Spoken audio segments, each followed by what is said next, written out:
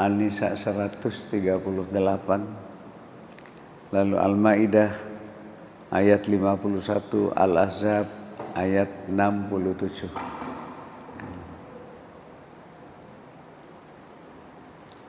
Para ulama memberikan oke. Tekan di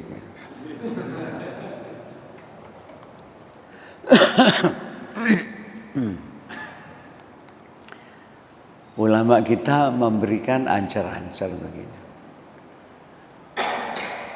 Kalau semuanya muslim, pilihlah yang paling banyak kebajikannya, yang paling banyak kebaikannya. Sama-sama baik misalnya.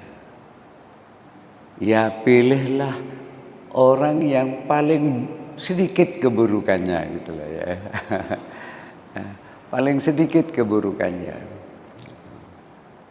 Karena tidak mungkin ada orang baik 100% itu tidak ada. Kita ini bukan malaikat. Bukan malaikat kita ini. Pasti orang itu tiap orang ada plus minus. Para jamaah yang berbahagia, dalam kesempatan ini saya ingin sedikit mengutip pidato Abu Bakar As-Siddiq radhiyallahu an ketika pertama kali beliau dilantik menjadi khalifah. Sekaligus menepis apa yang dikatakan oleh Gus Islah Bahrawi, ya. Orang ini kontroversial. Dua kali kalau tidak salah dia berbicara di hadapan para petinggi TNI Polri di Lemhanas itu, tapi mohon maaf ngawur kadang-kadang. Ya. Terkait masalah materi ceramahnya yang berkaitan dengan persoalan pemilihan khalifah ini, sepeninggal Rasulullah Sallallahu Alaihi Wasallam. Makasih.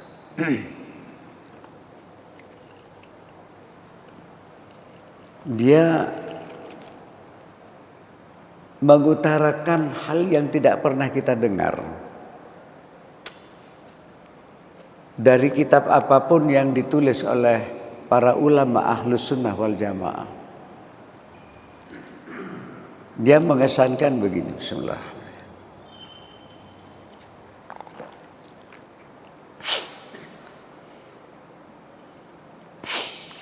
Rasulullah Sallallahu Alaihi Wasallam itu, para jamaah yang berbahagia, wafat dan jasadnya itu baru dikebumikan 3 hari setelahnya. Ya Pak ya, 3 hari setelah meninggalnya beliau. Karena apa? Terus terang saja mungkin sahabat itu syok Pak.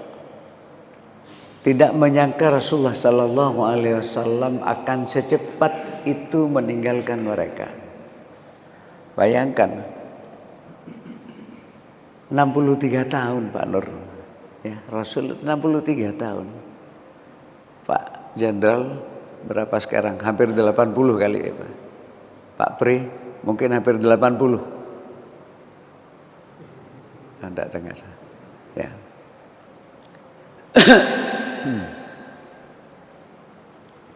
Secepat itu.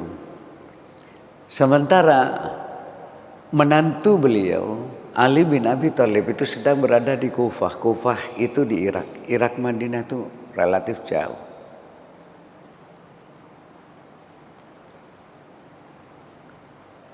Kemudian hal lain, tak ada seorang pun yang bersedia untuk menjadi khalifah sepeninggal Rasul itu. Ya, tidak rebutan seperti sekarang ini Pak ya. Ya. Tidak ada yang mendaftar Pak. Ya. Tidak ada. Para sahabat itu sok betul, diam. Lah Islah Bahrawi itu di hadapan petinggi TNI Polri mengatakan, seolah-olah terjadi keributan, ya, terjadi keributan karena ingin berebut menduduki posisi khalifah antara Umar bin Khattab dan Sa'ad bin Ubadah. Ini fitnah besar Pak ngomong seperti itu. Mereka berdua itu saling menghunus pedang katanya begitu, ya. Hulus-hulusan pedang sampai waduh, saya bingung. Yang dibaca itu kitab apa? Tulisan siapa? Saya curiga itu yang dibaca tulisan orientalis. Sekali lagi Pak, orientalis itu orang non-muslim, orang barat, tapi ahli dalam Islam. Tapi mereka mempelajari Islam bukan untuk masuk Islam, melainkan untuk merusak Islam. Mungkin yang dibaca itu karena pengakuannya, dia kan pernah sering mengatakan, saya ini 5 tahun di Amerika. Saya tidak tahu selesai apa tidak studi doktornya.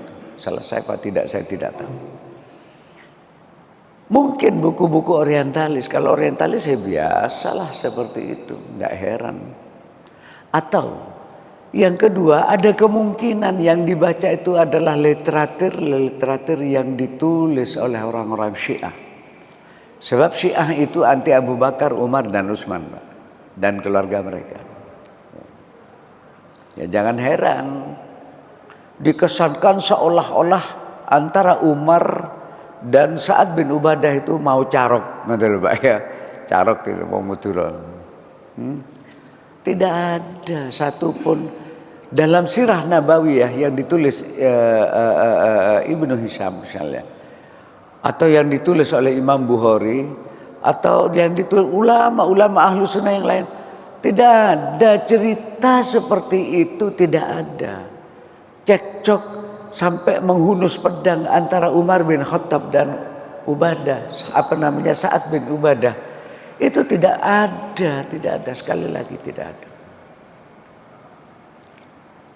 Nah karena buntu itu lalu terus kemudian Umar berupaya meminta kepada Abu Bakar As-Siddiq radhiyallahu an agar beliau bersedia untuk menjadi penerus dakwah Rasulullah. Pengganti Rasul bukan dalam kapasitasnya sebagai Nabi dan Rasul, karena tidak ada setelah Muhammad wafat la nabiyya wa la rasulah ba'dah, ya Pak ya. Tapi sebagai penerus dakwah, sebagai kepala negara, sebagai panglima perang, sebagai pemuka agama, karena saat itu masih merangkap-rangkap jabatan itu. Kalau sekarang kan sudah ya Pak ya, ada trias politika kita, ada eksekutif, ada legislatif, dan ada lembaga-lembaga yudikatif. Kan sudah tertata di masyarakat modern. Kalau zaman dulu enggak ngerangkap-rangkap, raja manapun ya begitu itu. Apa ya? Masya Allah. Umar meminta Abu Bakar, tidak bersedia. Beliau mendatangi Sa'ad bin Ubadah yang katanya mau bentrokan sama Umar karena rebutan itu. Ternyata Sa'ad bin Ubadah itu sakit Pak. Dia tiduran di rumahnya, sakit. Bagaimana dikesankan katanya saling menghunus pedang. Masya Allah, ini fitnah yang luar biasa. Inilah Pak. Hadirin para jamaah yang berbahagia, singkat ceritanya. Ketika Sa'ad bin Ubadah didatangi oleh Umar bin Khattab, karena ini sahabat utama ini, didatangi oleh Umar bin Khattab, lalu apa jawaban Sa'ad bin Ubadah ketika ditawari jabatan khalifah itu? Wahai Umar, sejak engkau masuk Islam, baru kali ini saya melihat kamu berbuat kesalahan. Kamu berbuat kesalahan dengan cara apa? Dengan meminta saya untuk menjadi khalifah, padahal di tengah-tengah kita masih ada Abu Bakar dan ada engkau. Ya, itu jawaban Sa'ad bin Ubadah. Itu sakit Pak orangnya itu. Ya Allah. Hadirin para jamaah yang berbahagia. Singkatnya tidak ada sahabat yang menginginkan jabatan itu. Sebagai kepala negara takut. Nah, karena buntu begitu, musyawarah itu deadlock. Lalu Umar bin Khattab sekali lagi berdiri di hadapan kaum muslimin berpidato. Dia mohon keikhlasan agar Abu Bakar As-Siddiq radhiyallahu an bersedia untuk menjadi khalifah. Nah, secara aklamasi dapat dukungan. Memang sedikit ada gesekan antara Muhajirin dengan Ansar. Ya, itu biasa. Tapi tidak sampai unus-unusan pedang. Orang Ansar merasa pihak mereka juga punya hak untuk tapi orang Muhajirin juga seperti itu. Gitu. Tapi tidak sampai yang dikesankan oleh Gus Islah Bahrawi itu. Ya. Akhirnya bersedialah Abu Bakar As-Siddiq radhiyallahu an. Nah, dalam pidato ya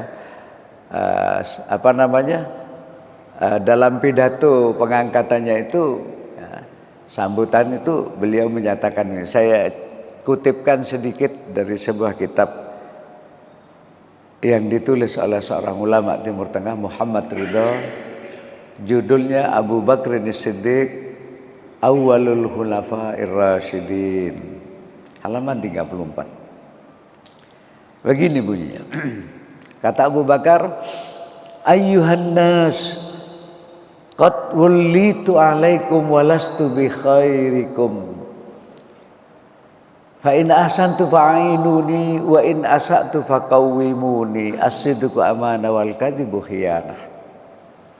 Wad-da'ifu fikum qawiyyun indi hatta akhudha lahu haqqahu wal qawiyyu da'ifun indi hatta akhudha minhul haqq insyaallah. La yada ahadun minkumul jihad fa innahu la yada'uhu qaumun illa darabahumullahu bidulli.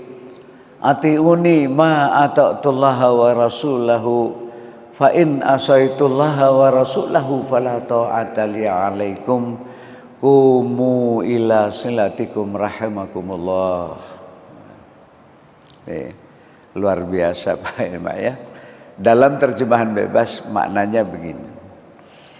Wahai sekalian manusia, sungguh kalian telah memilih saya untuk menjadi pemimpin kalian. Padahal saya ini bukanlah orang yang terbaik di antara kalian. Oleh karena itu, apabila nanti ada kebijakan-kebijakan saya yang berdampak positif bagi kehidupan kalian, tolong dukung saya. Tetapi sebaliknya jika ada kebijakan-kebijakan saya yang berdampak negatif, tolong saya ini dikritik, tolong saya diingatkan. Karena mewujudkan kebenaran, mewujudkan kemaslahatan, keadilan dan lain sebagainya itu adalah merupakan amanah bagi seorang kepala negara. Ya, dan mengingkari itu semua sama dengan pengkhianatan. Menurut beliau. Boleh jadi nanti selama saya menjadi khalifah ada sekelompok orang yang selama ini kalian pandang lemah, kalian remehkan mungkin karena dia tidak punya pangkat jabatan, dia tidak punya status sosial yang tinggi, karena dia tidak kaya misalnya. Boleh jadi sekelompok orang yang kalian pandang lemah itu akan kuat di sisi saya karena saya akan mengembalikan hak-hak mereka yang selama ini diambil oleh pihak lain. Atau sebaliknya, kalau ada sekelompok orang yang selama ini kalian pandang hebat, kalian pandang kuat karena status sosialnya yang tinggi di tengah-tengah masyarakat, boleh jadi kelompok orang itu lemah di sisi saya karena saya akan mengambil setiap hak orang lain yang ada pada mereka jika Allah mengizinkan. Oleh karena itu la yada ahadum minkumul jihad fa innahu la yada'uhu qaumun illa darabahumullah bidul. Saya berharap tidak ada seorang pun di antara kalian yang lemah semangat untuk memperjuangkan kebenaran, untuk memperjuangkan keadilan, kemaslahatan. Karena kalau itu yang terjadi, kalian apatis, kalian acuh tak acuh dengan lingkungan di sekitarnya, maka niscaya Allah akan menimpakan kehinaan bagi kalian semua. Taat kalian kepada saya selama kalian melihat saya ini taat kepada Allah dan Rasulnya. Tetapi jika kalian melihat fa in asaitullah wa rasulahu fala ta'ata li alaikum. Kalau kalian sudah melihat saya ini maksiat, saya ini sudah balelo, tidak taat lagi kepada Allah dan Rasulnya, saya sudah mengabaikan kewajiban saya sebagai kepala negara, maka tidak ada lagi kewajiban bagi kalian untuk taat kepada saya. Qumu ila silatikum rahimakumullah. Terus bina, tegakkan hubungan silaturahim di antara kalian agar terwujud persatuan. Niscaya Allah akan melimpahkan rahmat kepada kalian semua. Hadirin para jamaah yang luar biasa, merinding Pak mendengar ya Allah. Nilai apa, poin apa yang bisa kita ambil dari pidato, cuplikan pidato beliau? Yang pertama, hadirin para jamaah yang berbahagia, ini bisa kita jadikan sebagai tolak ukur bagaimana kita ini memilih seorang pemimpin. Pak, ya? Jadi jangan, mohon maaf, jangan asal coblos begitu. Nah, mikir kita ini. Islam memberikan ajaran, memberikan arahan kepada kita. Mari kita lihat dari pidato ini, poin apa saja yang bisa kita ambil. Yang pertama, seorang pemimpin itu idealnya adalah orang yang sangat tawadhu. Tawadhu itu merendahkan diri, coba. Ya Pak ya. Apa yang dikatakan oleh beliau Abu Bakar As-Siddiq, qatullitu alaikum walastu bi khairikum. Sungguh kalian telah memilih saya sebagai pemimpin, padahal saya ini bukan yang terbaik di antara kalian. Abu Bakar mengatakan, padahal siapa sih yang tidak tahu Abu Bakar itu siapa, Pak? Allah sendiri mengabadikan beliau itu sebagian daripada as-sabiqunal awwalun di dalam Al-Quran. Kalau terpertama orang yang beriman ya kepada Allah dan Muhammad sebagai Rasulullah, Abu Bakar diabadikan oleh Allah dalam Al-Quran. Beliau satu di antara 12 orang ibu bapak yang sudah diberitahu oleh Rasulullah bahwa dia bakal masuk surga. Coba Nur dikasih tahu ngono, gak sholat sampean. Kalau kita yang diberitahu bakal masuk surga kok. Tapi itu semua tidak mengurangi ketawaduan beliau. Masya Allah, luar biasa. Tawadu asli Pak, asli. Bukan dibuat-buat gitu loh Pak ya. Ya mohon maaf kalau zaman sekarang ini, kalau sudah kampanye begitu ya menjelang pemilihan, lalu kemudian belusuan ya Pak ya, ke panti asuhan, belusuan ke pesantren, lihat-lihat apa namanya santri, belusuan yang pasar, ngono Pak ya. Itu karena ada tujuannya, cek uang milih aku, ngono kira-kira. Tawadhu yang tidak original. Abu Bakar itu biasa. Beliau adalah mertua Rasulullah sallallahu alaihi wasallam. Karena Aisyah radhiyallahu anha ya, salah seorang istri beliau itu adalah putrinya kan gitu Pak ya. Weh, punya mantu Rasul, punya mantu Nabi. Sampai ini punya mantu RT aja petentang-petenteng kan. Ya Pak ya. Ini enggak semuanya biasa. Lalu berapa banyak sih harta beliau? Karena beliau bisnisman Pak. Seorang pebisnis yang saudagar yang berhasil seperti halnya sahabat yang lain seperti Utsman radhiyallahu anhu. Itu saudagar. Berapa banyak hartanya yang dihibahkan untuk membackup kegiatan dakwah Rasulullah Muhammad sallallahu alaihi wasallam. Tapi beliau ya tawadhu biasa-biasa. Ini pemimpin. Ya, Dia bisa, ya Pak ya, tidak merasa wah petentang-petenteng. Yang kedua, fa in ahsantu fa'inuni wa in asa'tu faqawwimuni. Kalau nanti ada kebijakan saya berdampak positif bagi kalian, tolong dukung saya. Tetapi kalau berdampak negatif, tolong saya dikritik. Itu menunjukkan dia sebagai seorang pemimpin yang terbuka, tidak anti kritik. Siap untuk dikoreksi karena beliau sadar betul selama namanya manusia, insan, itu selalu mahallul khata' wan nisyan. Tempat salah dan lupa. Kita ini bukan malaikat. Ya, bukan malaikat kita. Itu disadari betul.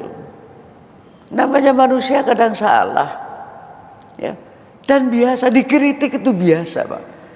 Dan itu sudah mentradisi di kalangan para sahabat. Jangankan Abu Bakar yang orangnya lemah lembut, Umar bin Khattab, ya Pak, yang keras itu, Masya Allah, setan pun takut, benar loh Pak. Ya, setan itu takut loh Pak. Kalau naik papasan Umar, nyingkrih dia, ambil jalan lain. Naik peduk sampean kan, langsung bolo kita ini Pak ya. Hah? Setan itu takut dengan Umar. Tapi ketika Umar khutbah, misalnya dia bicara salah, langsung dikritik. Ya Umar, bukan seperti itu. Saya mendengar Rasulullah Sallallahu Alaihi Wasallam begini. Umar klarifikasi sahabat yang benar nggak yang dia omongkan? Ya, benar nggak yang dikatakan si fulan itu? Benar ya Umar. Langsung sami'na wa ta'na. Coba bayangkan. Wa ila satu faqawimuni, kalau salah tolong saya dikritik, saya diberitahu. Itu menunjukkan orang seorang pemimpin yang terbuka, tidak anti kritik. Lah orang zaman sekarang, pemimpin zaman sekarang dikritik ngamuk Pak, dianggap sebagai oposan. Meskipun dia sadar, mungkin dia sadar bahwa kritikan orang itu benar gitu loh. Tapi nggak mau kan, dianggap sebagai oposan, lalu kemudian orang itu dicari-cari kesalahannya. Ya apa caranya supaya bisa dijebloskan ke tahanan? Benar Pak. Itu tidak berlaku. Beliau sangat terbuka, demokratis, siap untuk dikoreksi. Faqawwimuni, tolong saya dikritik. Luar biasa. Lalu hadirin para jamaah yang berbahagia, seorang pemimpin itu idealnya adalah orang yang dari sejak awal sadar betul bahwa jabatannya itu merupakan amanah. As-sidqu amanah wal kadhibu khiyanah, kata beliau. Apa sih banyak tugas sebagai seorang pemimpin, baik pemimpin mulai dari ketua RW, barangkali ketua RT, Pak ya, RW, kepala desa, bupati, wali kota, gubernur, itu kan pemimpin-pemimpin yang diamanai oleh Allah, mewujudkan kemaslahatan bagi rakyat yang dipimpinnya, mewujudkan keadilan, menjaga persatuan mereka supaya mereka terarah gitu loh, terpimpin dengan sebaik-baiknya. Ya, jadi beliau itu sadar betul ini amanat ini yang harus sampai masih mungkin sudah banyak diceritakan betapa Umar bin Khattab itu pernah memanggul gandum, ya Pak ya, gandum itu karena mendengar sendiri ada seorang bayi, anak yang balita yang nangis terus, diintip sama Umar, ibunya lagi masak batu, ya Pak ya, untuk ngelabi anak ini seolah-olah ibunya mau masak makanan gitu. Anaknya menang. Rasanya seperti apa? Umar pulang, lalu panggul sendiri itu gandum itu, panggul diantarkan sendiri. Masya Allah, seperti itu. Ya. Nah, kalau sekarang ini mohon maaf Bapak-bapak, saya tidak tahu apakah mereka lupa bahwa jabatan itu amanat atau tidak. Gitu. Kesannya kan seolah-olah ingin menikmati fasilitas negara, ya Pak ya. Dia mobil, bensinnya ditanggung negara, dia punya supir yang gaji juga negara, listrik gratis, air gratis, semuanya gratis. Itu. Karena yang diincar itu, yang dibayangkan itu enaknya, ya, fasilitas yang diberikan oleh negara, lupa dia bahwa itu adalah amanat yang harus dimintai pertanggungjawaban.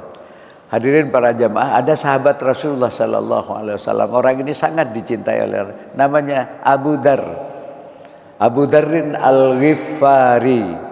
Saya punya buku, ya Pak, buku tipis. Itu khusus wasiatul Rasul li Abi Darin, wasiat Rasul kepada Abu Darin, yang berisi hadis-hadis tentang wasiat Rasul kepada sahabat yang satu ini. Pada satu hari Abu Darin itu datang kepada Rasulullah, lalu mengatakan begini, ya Rasulullah, ala tastamiluni, ya Rasul, engkau tidak memberikan jabatan apa-apa kepada saya. Ya Rasul, engkau tidak memberikan jabatan apa-apa pada saya. Fadaraba ala mangkibaya, kata Pak Abu Darin. Lalu Rasul nepuk-nepuk dua bahu saya ditepuk-tepuk. Seraya mengatakan, "Tsumma qala ya Abu Darin innaka dhaifun." Hei Abu Darin, kamu itu laki-laki yang lemah. Ya, kamu laki-laki yang lemah. Wa innaha amanatun, dan jabatan itu, apapun jabatan itu adalah amanat. Wa innaha yaumal qiyamati khizyun wa nadamatun. Jabatan itu nanti di hari kiamat hanya akan mendatangkan kesedihan dan penyesalan yang luar biasa. Illa man akhadhaha bihaqqiha. Nah, kecuali jabatan itu diperoleh dengan hak. Sampean diminta, ya Pak ya, sampean diminta, bukan meminta. Apalagi sampai nyonggok-nyonggok misalnya. Mohon maaf Pak, ini ya apa ya, zamannya emang sudah begitu kayaknya. Orang jadi presiden, jadi gubernur, jadi bupati, ya, mungkin yang lain-lain, bahkan jadi kepala desa. Itu bukan karena dipilih, tapi karena membeli kan Pak. Iya. Ya. Tuh saya di daerah saya di Waru, Kepuh Kiriman Pak Nur katanya. Untuk menjadi kepala desa itu tidak cukup 1 M. Tidak cukup 1 M. 1 miliar itu. Saya Pak bekerja hampir 36 tahun, 35 tahun lebih 7 bulan saya menjadi pegawai negeri. Gak ero Pak Nur, rupanya duit 1 miliar itu kaya opol. Wah, betul, saya tak tahu kayak apa, membayangkan. Beli. Ya akhirnya apa? Begitu dia menjabat, apa yang dipikirkan? Balik modal. Inilah barangkali yang menimpa bupati di mana, termasuk bupati kita. Belum 1 periode, Pak G. Belum 1 periode kan, ya. Allah izin. Non sewu, bukan karena saya sok. Pada satu saat saya didatangi oleh junior saya. Ya mohon maaf Pak ya, karena masih ada polarisasi lah di kantor kami itu. Ya. Ada bau-bau organisasi gitu. Ada yang NU, ada Muhammadiyah lah, katakanlah seperti itu Pak. Lalu saya didatangi pada satu saat. Pak Mukarram berdua di kantor. Karena saya hampir tidak pernah terlambat di kantor tuh, meskipun jam kuliah itu 7.40, setengah 7 saya sudah di kantor. Dan mahasiswa hafal, mobil saya diparkir di mana, saya beritahu. Tuh. Saya didatangi oleh seseorang karena waktu itu menjelang pilihan dekan. Pak Mukarram, mohon maaf Pak, nanti jenengan diplot ingin dijadikan sebagai salah satu pembantu dekan lah, katakanlah seperti itu. Tapi Nun sewu Pak, nanti sampean harus mendatangi ini. Ya Pak ya, senior gitu lah Pak ya. Nah, senior. Lalu saya spontan aja, Mas begini, bagi saya jabatan itu amanah yang kelak harus dipertanggungjawabkan. Kalau saya mengatakan tidak mau jabatan kok saja kok cek sombong lah gitu ya. Tapi bagi saya mohon maaf, pedoman saya hanya satu aja. Hadis Rasulullah sallallahu alaihi wasallam yang mengatakan la tas'alil imarah. Kamu jangan minta jabatan. Kamu jangan minta jabatan. In utitaha min mas'alatin wukilta ilaiha. Wa in utitaha min ghairi mas'alatin u'inta 'alaiha. Kamu jangan minta jabatan. Kalau kamu minta jabatan apalagi sampai nyogok-nyogok. Kalau ada apa-apa, Allah Subhanahu wa taala itu tidak akan membackup, dibrekno yang sampean. Ketika sampean menjabat dihadapkan kepada sebuah persoalan, Allah tidak akan lepas tangan. Tetapi jika kalian diminta, tidak meminta jabatan itu, maka ada persoalan apapun Allah yang akan membackup. Hanya ini pedoman saya katakan. Kalau saya harus sowan ke sana kemari minta restu, itu bagi saya pribadi itu sama dengan meminta jabatan. Mohon maaf, itu bukan mukarram, saya tegaskan. Loh gitu toh Pak katanya. Oh iya, sampaikan teman-teman. Kalau saya dipandang teman-teman layak untuk menduduki ini, silakan pilih. Tapi kalau dianggap tidak layak, tidak apa-apa, tidak pilih. Karena saya tidak punya ambisi begitu-begitu itu. Saya tolak. 2 kali saya tolak. Ya. Tapi itu dulu Pak Nori. Saya tidak punya beban apa-apa. Nah, karena saya takut aja. Apa ya? Amanat. Saya bupati kita ini kok begini, baru separuh masa jabatan kok sudah muncul OTT KPK Pak. Ya tidak mungkin lah kalau kabak itu akan membuat kebijakan sendiri tanpa ada perintah atasan, tidak mungkin. Tapi ini rupanya sudah datang ini, kan menghilang Pak. Ya, beberapa hari menghilang. Ya. Oke. Jadi jabatan itu amanat yang harus dipertanggungjawabkan. Ojo enak-enak. Ojo enak-enak. Pemilu yang lalu ada orang menghubungi saya. Pak Ustadz, bagaimana kalau gabung di partai kami begini, nanti sampean calon nomor 1 untuk DPRD tingkat 1. Coba bayangkan Pak. Nomor 1 Pak. Aduh mohon maaf saya. Nah, tidak. Pemilu ini ada orang datang kepada saya, Ustadz, ini ada caleg yang mau masuk rewin melalui jenengan, nanti ada dananya Ustadz. Oh mohon maaf saya tidak ngurusi begitu itu, ya, nggak ngurusi, apalagi berbau uang seperti itu. Aduh, masya Allah, Bapak kok nikmati aja hasil pensiunan ini. Iya. Aduh, masa seliweran Pak yang namanya duit itu seliweran. Na'udzubillah min dzalik. Sudahlah. Yang keempat Bapak, adil. Coba lihat ungkapan Abu Bakar As-Siddiq. Wadda'ifu fikum qawiyyun indi hatta akhudha lahu haqqahu. Wal qawiyyu dha'ifun indi hatta akhudha minhul haqq insyaallah. Coba. Boleh jadi nanti orang-orang yang selama ini kalian remehkan, kalian pandang lemah, justru kuat nanti di sisi saya karena saya akan mengembalikan hak-hak mereka yang selama ini ada pada pihak lain.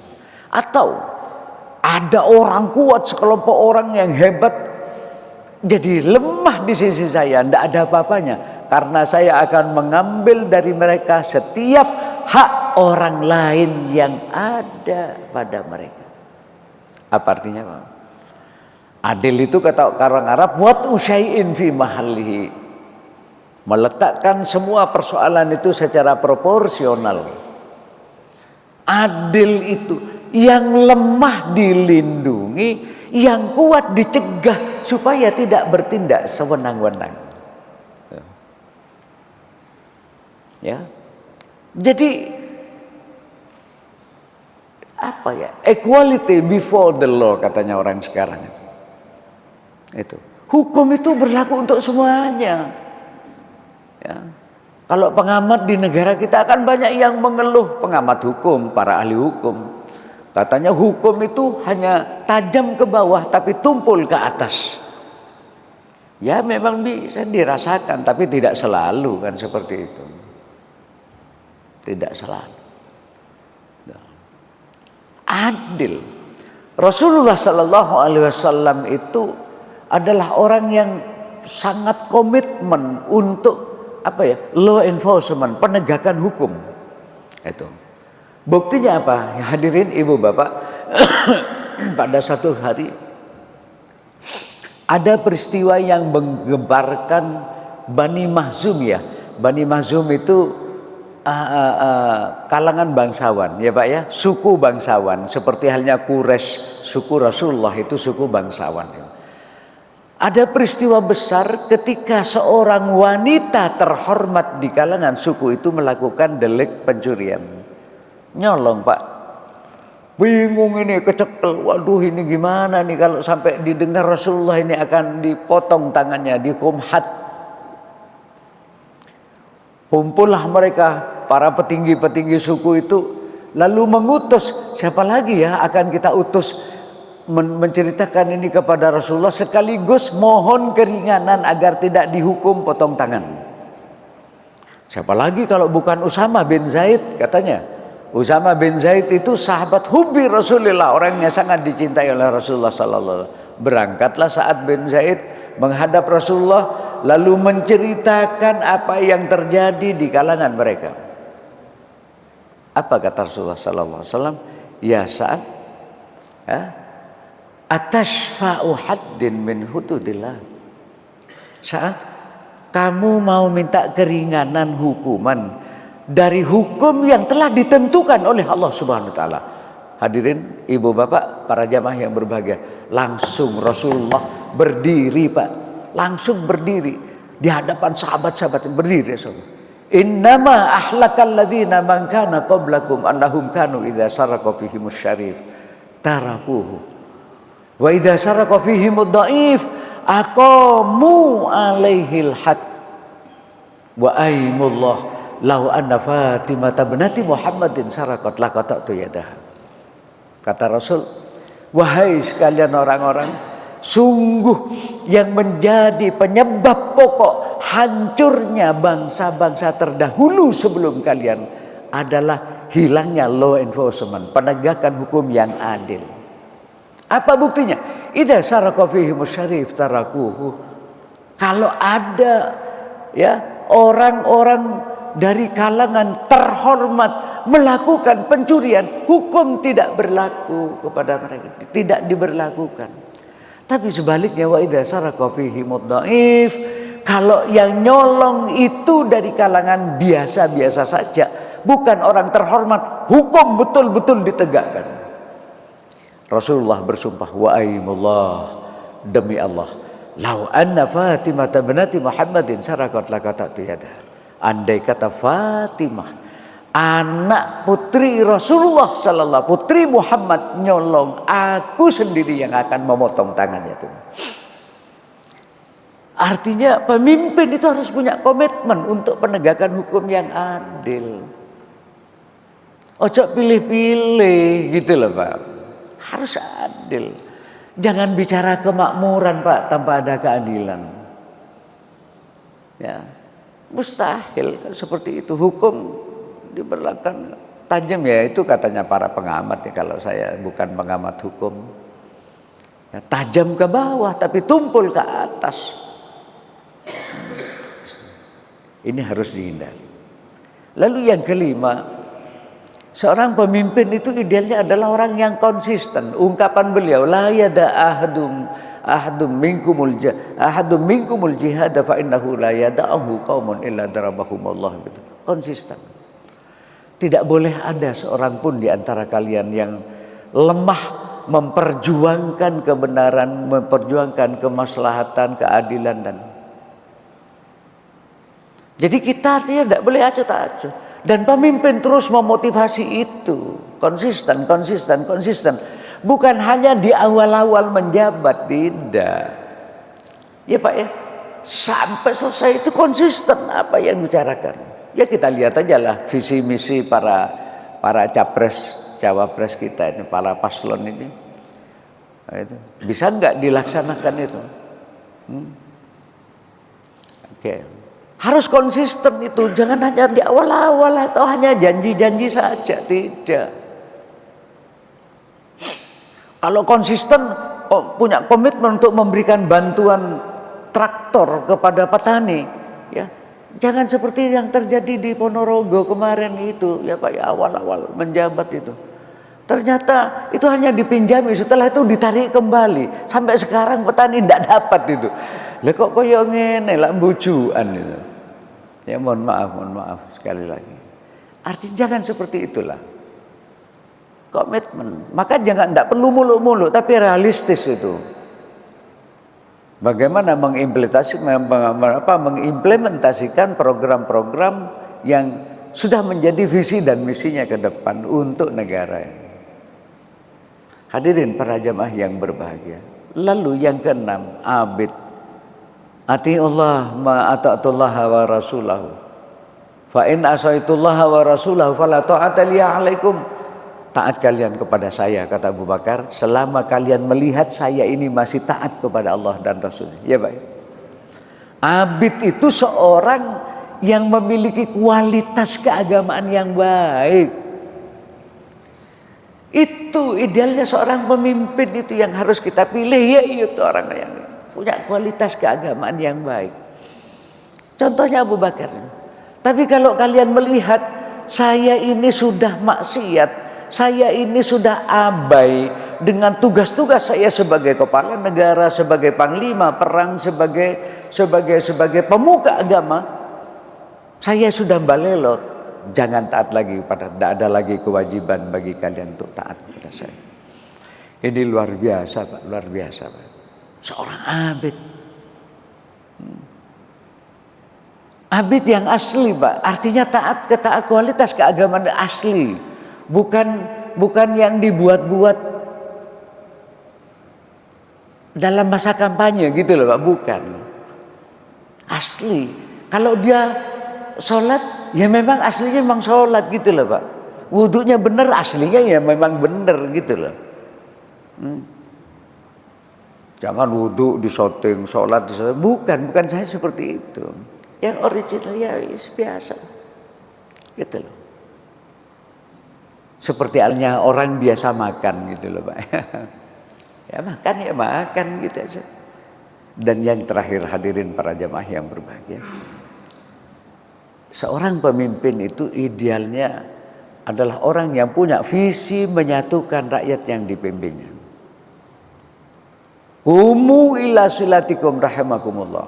Bangun terus, bina terus hubungan silaturahim di antara kalian. Jangan dipecah-pecah gitu loh Pak ya. Rakyat yang dipimpinnya, apalagi terus kemudian sewa buzzer, para buzzer gitu Pak ya. Konon buzzer itu biayanya Pak sampai miliaran setiap bulan itu Pak. Karena pencipta hoax itu, ini katanya pengamat sekali lagi, pencipta hoax terbesar itu adalah penguasa. Jadi kalau sampai menerima berita hoax itu ya, mestinya pemimpin itu adalah orang yang punya visi untuk menyatukan rakyat. Kita ini sudah punya Pancasila ya Pak ya. Kita ini sudah punya Pancasila. Bhinneka Tunggal Ika. Ya. Jadi persatuan, supaya dengan silaturahim persatuan akan terbentuk, bukan kesatuan Pak. Apalagi persatuan Pak, bukan persatian. Tahu sate Pak? Kalau sate itu ditusuk kan sama Pak, satu. Tidak mungkin karena kita ini aneka ragam. Ya Pak, Bhinneka kan kita ini ya. Tapi kalau persatuan itu beda dengan persatuan kan ditusuk daging yang sama ditusuk. Tidak seperti itu, tidak mungkin. Persatuan ya. Melalui apa medianya? Silaturahim. Dijaga. Jadi jangan kemudian rakyat ini dipecah-pecah. Enggak seperti itu pemimpin ini.